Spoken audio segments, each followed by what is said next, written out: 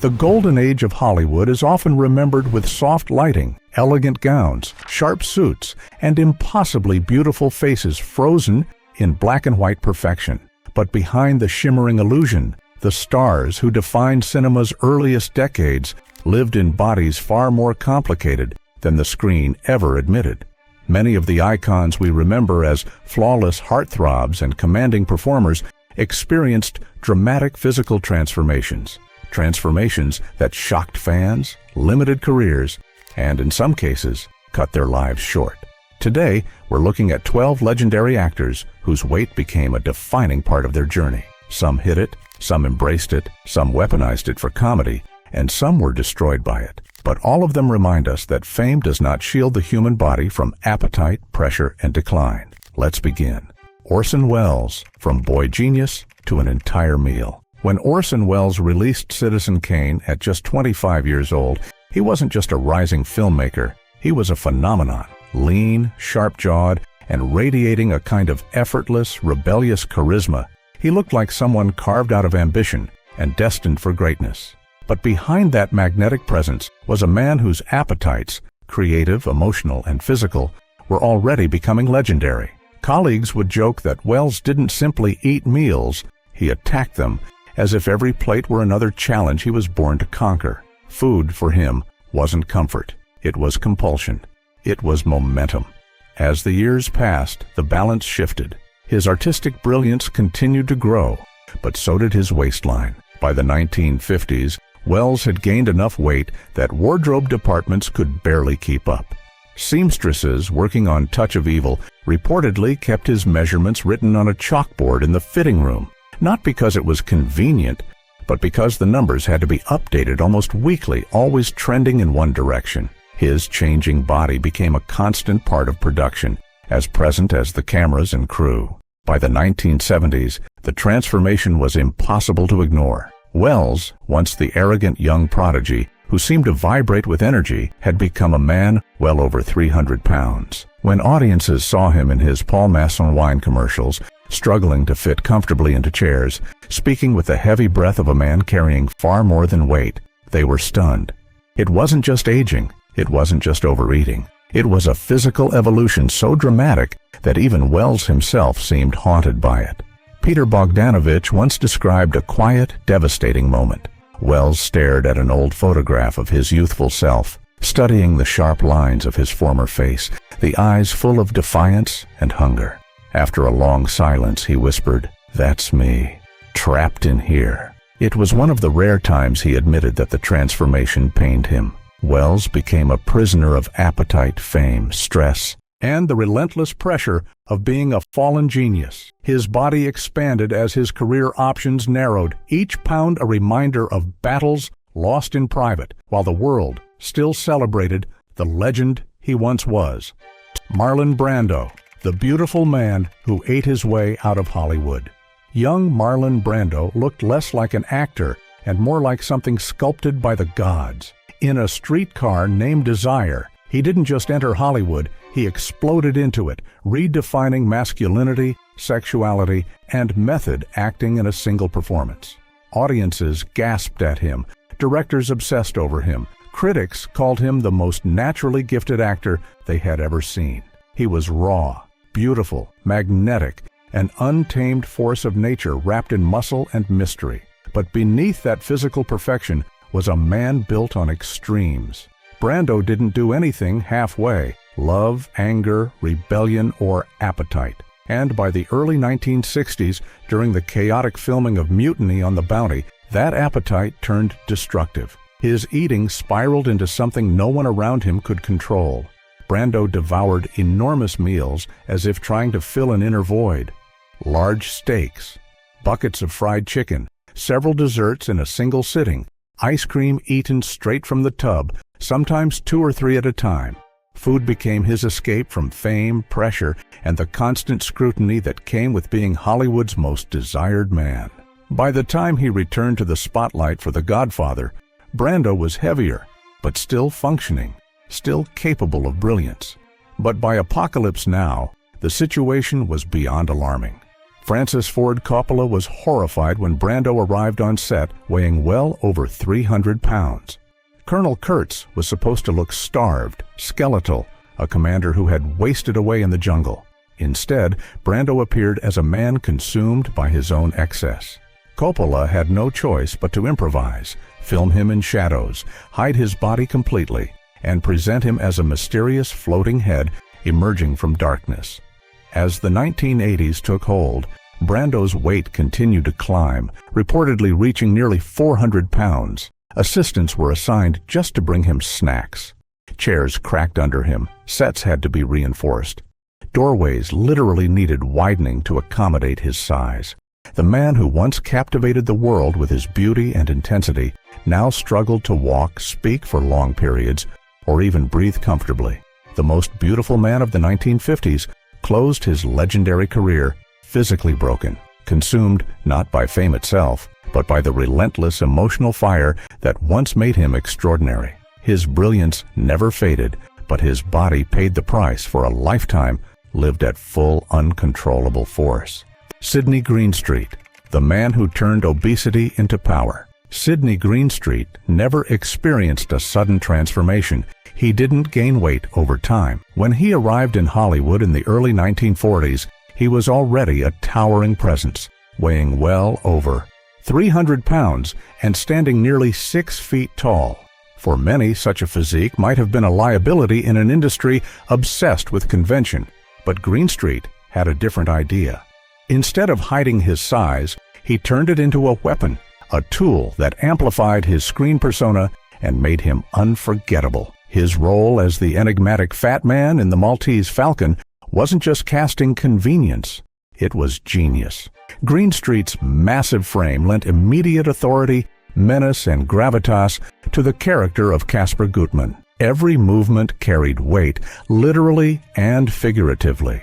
Directors and cinematographers learned quickly that his body could dominate a scene, that a simple stroll across the frame could command attention more powerfully than dialogue. He transformed size into storytelling, and the audience couldn't look away. Even in Casablanca, his elegance turned his obesity into artistry. The immaculate white suits he wore weren't merely clothing, they were engineering marvels. Each piece of fabric, each seam, was meticulously tailored to make his immense bulk appear aristocratic rather than comedic. Greenstreet understood the optics of presence. He moved with surprising grace, the contrast between his size and his delicate gestures creating an almost hypnotic effect on viewers. On screen, he was sophistication and intimidation wrapped in flesh. Behind the camera, however, life was far less glamorous. Walking even short distances left him winded, standing for extended periods caused pain, and the strain on his organs was relentless. Every day on set was a battle against the limitations imposed by his own body. The very asset that defined his career was simultaneously destroying his health. Greenstreet's time in Hollywood was brief but unforgettable. In just 8 years, he appeared in 24 films, leaving an indelible mark on cinema history. Yet, by 1949, mounting health problems forced him to retire. He passed away in 1954, his body finally succumbing to decades of supporting a frame that had both elevated and imperiled him. Sidney Greenstreet made obesity elegant, commanding, and mesmerizing, but it was slowly, inexorably killing him. Charles Laughton, a genius trapped inside the wrong body. Charles Laughton was a force of nature in the world of acting, a mind so brilliant and a presence so magnetic that audiences hung on every word and gesture. Yet Hollywood struggled to reconcile his extraordinary talent with his physical reality. From an early age, Laughton carried significant weight, fluctuating between 230 and 280 pounds, with a round, expressive face and a soft, heavy-set physique. In an industry obsessed with conventional attractiveness and slender leading men, his body became an invisible barrier to the roles he might have commanded. Laughton could have been a romantic lead, a matinee idol, or the heroic center of a sweeping epic. Instead, Hollywood confined him to a narrow range of parts.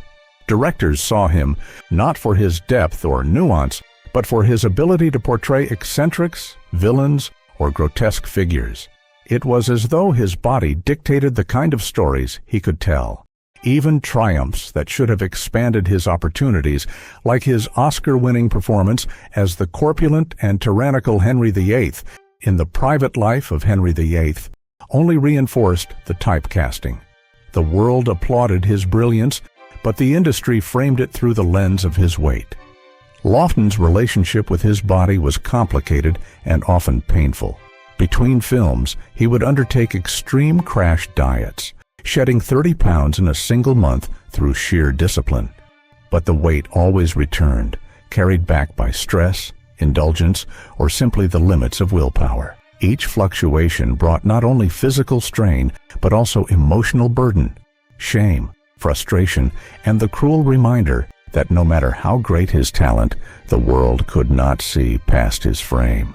Despite these obstacles, Laughton carved a remarkable career, bringing depth, subtlety, and humanity to every role.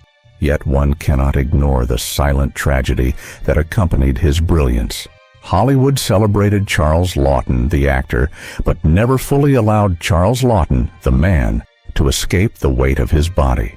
In many ways, he was trapped, brilliant, unforgettable, and forever defined by a physicality that the world could not embrace. Roscoe, Fatty Arbuckle, when weight becomes a weapon. Roscoe, Fatty Arbuckle, was one of the first true superstars of silent cinema, a man whose talent was matched only by the sheer presence of his enormous frame. Standing 5'10" and weighing between 250 and 300 pounds, Arbuckle transformed his size into comedy gold. He could tumble, pratfall, and execute acrobatic stunts with a grace that seemed impossible for a man of his bulk. Audiences adored him, and studios recognized his immense value. Paramount Pictures signed him to a contract worth the modern equivalent of over $40 million, making him one of the highest-paid entertainers of his era. His weight was not just a personal trait, it was the central pillar of his public persona, a tool that made his comedy instantly recognizable and unforgettable. But the very feature that brought him fame would also become the weapon that destroyed him. In 1921, actress Virginia Rappe died after attending a party hosted by Arbuckle. The media immediately seized on his size, publishing grotesque caricatures that portrayed him as a monstrous, gluttonous figure capable of crushing a woman with his sheer bulk. The accusations were sensationalized, exaggerated, and utterly false. Arbuckle faced 3 trials, and each time he was acquitted, fully cleared of wrongdoing. Legally, he was innocent. Socially and professionally, he was ruined. Public opinion proved far harsher than any court. The same body that had made him beloved and bankable was now seen as proof of his supposed guilt. Arbuckle went from being America's funniest, most admired comedian to a symbol of scandal and moral panic. His films were banned, contracts canceled, and opportunities vanished. He tried to rebuild his career under different names and in smaller productions, but the shadow of the scandal and the association with his size never fully lifted. Roscoe Arbuckle's story is a stark reminder of the precarious balance between fame, public perception, and physical identity.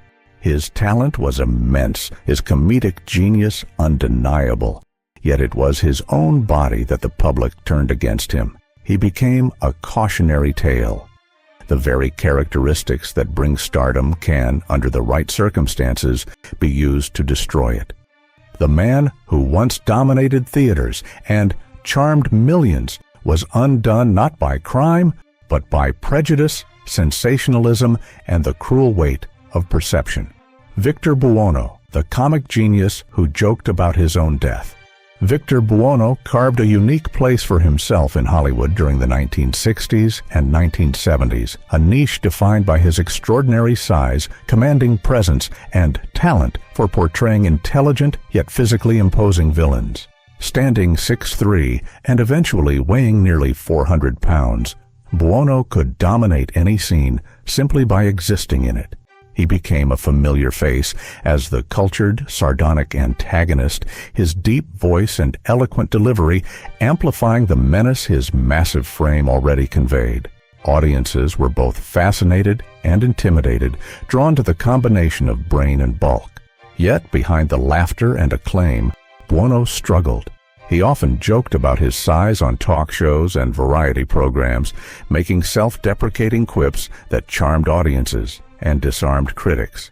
"I don't get paid by the pound, but it helps," he quipped, or "I've lost enough weight to create 5 normal-sized people and gained it all back with friends." These jokes became his shield, a way to manage the insecurities and social pressures that accompanied his enormous physique. But humor could only do so much. Buono attempted dieting repeatedly, dozens of times, often shedding dozens of pounds, only to regain them under stress and the relentless temptations of Hollywood life. His weight began to take a visible toll on his health. Breathing became labored, stairs felt like mountains, and even walking across a film set required frequent pauses. The physical demands of acting became increasingly challenging, despite his obvious skill and dedication. Colleagues noticed the strain, yet Buono persisted, maintaining a professional exterior even as his body protested. Tragically, the very characteristics that defined Buono's career contributed to its premature end. On January 1, 1982, at the age of just 43, Victor Buono suffered a massive heart attack at his home in Apple Valley, California. The man who had transformed his size into a form of professional artistry and comedic charm was taken far too early. Buono's story is a bittersweet reminder of the hidden costs of a life lived in the spotlight, where talent and charisma can coexist with vulnerability and mortality. He laughed to survive emotionally, but ultimately his body could not endure. W.C. Fields, the alcohol-bloated legend. W.C. Fields is remembered as one of Hollywood's most distinctive comic voices, instantly recognizable by his bulbous nose, puffed cheeks, and round, protruding belly. To audiences, these features were part of a carefully crafted persona, a grumpy, cynical, perpetually inebriated curmudgeon who seemed to stumble through life with comic precision. But beneath the laughter and the slapstick, Fields' iconic appearance was far more than a costume or acting choice. It was the visible consequence of years of serious health neglect. Fields' body bore the marks of extreme lifestyle choices that would have endangered anyone. His alcohol consumption was legendary, even by Hollywood standards. Reports suggest he drank as much as 2 quarts of gin daily, beginning each morning with a cocktail and rarely going more than an hour without another. His diet was equally destructive, consisting largely of sugary snacks, heavy meats, and rich desserts. Vegetables were largely absent and exercise was non-existent. Over decades, these habits created more than mere heft. They caused edema, the abnormal accumulation of fluid linked to liver and kidney failure, which contributed to his characteristically bloated appearance. By the 1940s, Fields' health began imposing real limitations on his work. Walking became laborious. Breathing was often shallow and painful, and maintaining energy for long shooting days was nearly impossible. Directors and crew had to accommodate his declining stamina, yet the comic routines demanded by his films required the very movements and expressions that strained his failing body. Hospital stays became frequent, and episodes of serious illness interrupted production schedules, underscoring the gravity of his condition. Ultimately, Fields' signature physicality, the same traits that made him a comedic legend, masked the harsh reality of terminal illness. On Christmas Day 1946, W.C. Fields died from an alcohol-related gastrointestinal hemorrhage at age 66. His final years were defined not just by laughter, but by suffering, a life in which the pursuit of performance and persona came at the cost of his health. Fields didn't merely craft a character, he embodied the consequences of excess, drinking himself not only into legend, but ultimately into the grave. Edward Arnold, casting by Waistline. Edward Arnold's commanding presence was impossible to ignore. Standing 5'11" and tipping the scales at over 300 pounds for much of his career, he became Hollywood's archetypal embodiment of power. Directors often shot from the chest up or positioned other actors and furniture to mask any discomfort or difficulty he might experience during long takes. Even when scripts called for physical activity, scenes were rewritten or reimagined to suit his body, ensuring that his talent remained front and center without exposing the strain that his weight imposed. Despite these adaptations, Burr's physical size shaped nearly every aspect of his career. His natural gravitas and deep voice lent authority to his characters, but the constant adjustments required to accommodate his body highlight how even beloved stars were subject to the practical realities of physical limitations. His health was increasingly affected by diabetes and heart issues, yet he maintained a grueling work schedule, often pushing himself to perform under conditions that would challenge any actor. Raymond Burr's story illustrates the subtle but powerful ways in which body and career intersected during Hollywood's golden age. He became living proof that no matter the talent or popularity, the pressures of fame and the constraints of physical reality could not be entirely escaped. Through careful planning, creative staging, and sheer professionalism, Burr ensured that his size never diminished his talent. Yet it always remained an unspoken force shaping the world around him. The golden age of Hollywood was glamorous, but its stars weren't gods. Behind the perfect lighting and studio image making were real people struggling with real bodies. Some embraced their size, some fought it, some joked about it, some died from it. Their stories remind us that even legends live in fragile human vessels, and that fame, pressure, and appetite shape the body as profoundly as age itself. These 12 actors weren't just shockingly fat, they were shockingly human.